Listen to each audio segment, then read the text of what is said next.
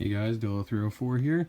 This is going to be a quick little video. As you may be able to tell, I'm working on my 2013 Honda Accord, and today I'm going to be doing the clutch delay valve delete.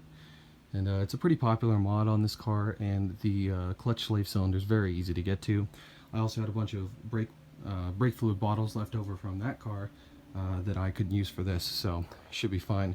But what we're basically going to be doing is I've already started, as you could tell by the dripping brake fluid, but I've already started to remove the clutch slave cylinder. And then right in here, you basically pull this cap out, and there's a little check valve in there that I'm going to be removing. And what that'll do is it'll make the engagement with the clutch a lot more direct and, you know, how older manual cars drive pretty much. I don't really understand this delay valve thing. I guess it's just for people who are beginners at driving stick, but I'm going to remove it because it's supposed to make the shifts a lot nicer, so I'm about to do it. As you can see, I already got this brake line disconnected. I'm about to take these bolts out and we're going to remove the slave cylinder. Alright, so here's the slave cylinder. Of course, it's just a hydraulic cylinder that pushes on the clutch fork on the transmission there. Yeah, that brake fluid's going to drip the entire time, but yeah, basically what our objective now is to get that little snap ring out in there without damaging the seal, of course, and then we're going to remove this. So I'll go ahead and get to that next.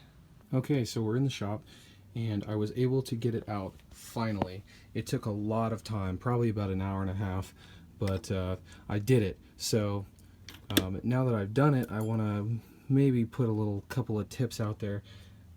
Tip number one is definitely buy better picks, because these, literally all of them, I had about 5 of these, and they all bent up and broke, and it just made the job really annoying. But yeah, I used a little finesse, and you know, with the help of a bigger pick that my dad had and the grinder, I basically ground this big one down fine enough that I could get it in there. And I'm not going to make this sound like it was easy. It was very difficult. I don't think I would do this again if I could do it again. Yeah, I would say this was a very difficult job. At least, you know, having the right tools makes all the difference, and I did not have the right tools for the job, so that made it a pain in the ass. I did mess up the cap a little bit, but the part that seals on the slave cylinder is totally fine. I did look in there, you know, down there, that is the part that seals the slave, and that looks like a little bit of a ding, but I'll clean that out. That just looks like some debris. You can see that black line is where the seal seals in there, and yeah, hopefully that doesn't make it leak. I don't think it will. Like that's no big deal. But as you can see, I definitely mauled the outer part of the slave, and again, I'm not a mechanic, I'm just a guy with a car. And so this part is pretty cheap. This part is only about $80 to buy the whole thing. So it wouldn't have been a very big deal if I messed it up, but it's still good. So, like, you know, that's fine.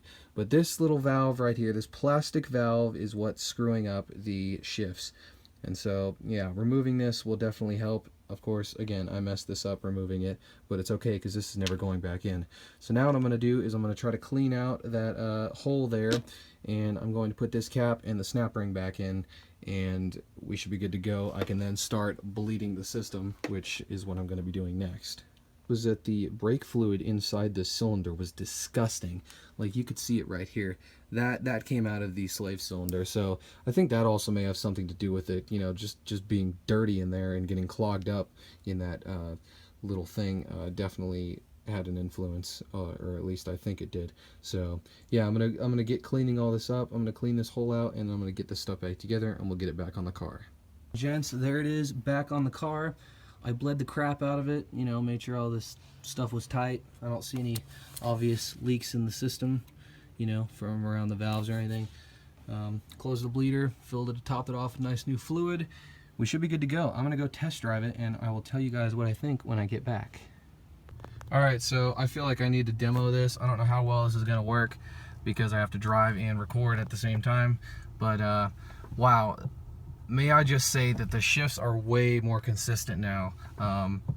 It's not like, it doesn't change the way the car drives, or it doesn't change the feeling of the gearbox, but it definitely seems like the shifts are much more consistent.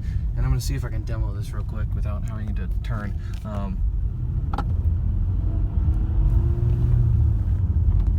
Like, I don't really know how to do this with the camera, but the shift is definitely before, sometimes, you know, with this car, the shifts were a little notchy here and there, and it couldn't really figure out why. And it was only sometimes. It wasn't every shift. You know, some shifts were buttery smooth, and, you know, as they should be.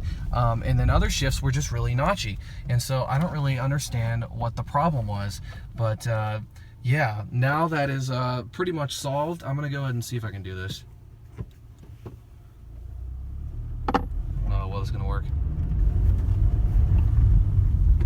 But notice how the gear shift just goes right into gear, like with very little force, and it's very consistent. Like, I'll do it again. Hang on.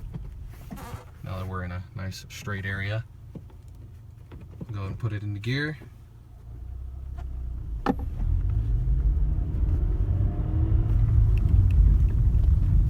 It just goes right into gear, super smooth. It's really awesome. Like, I've just been stopping and doing that, you know, a bunch.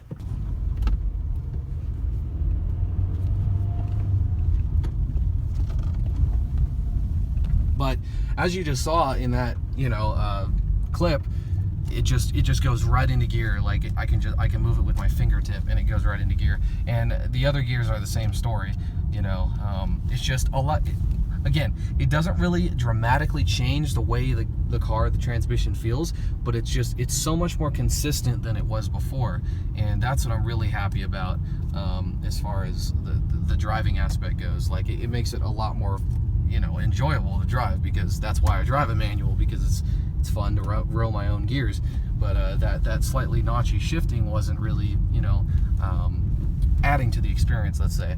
But wow, I am really glad I did that, even though it was a major pain in the ass and it took me like 3 hours to do. I'm really glad I did it, and I would recommend doing this mod. Just make sure you have the right tools and a lot of patience, or else you know, you won't be able to do it.